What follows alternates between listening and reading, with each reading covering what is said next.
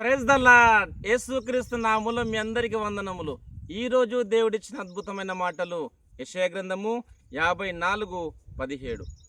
నీకు విరోధముగా రూపింపబడిన ఏ ఆయుధమును వర్ధిల్లదు. ఆమేన్. క్రీస్తునందు ప్రేమైన సహోదరి సహోదరులకు ఈరోజు దేవుడిచ్చిన అద్భుతమైన మాటలను బట్టి మనము దేవుని స్తుతించాలి.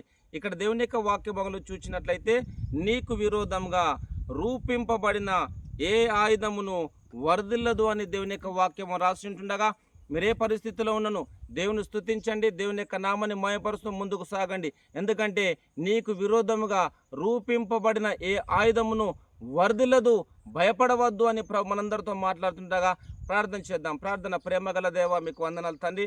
మీరు ఇచ్చిన అద్భుతమైన మాటలను బట్టి నేను స్తుతిస్తున్నాను.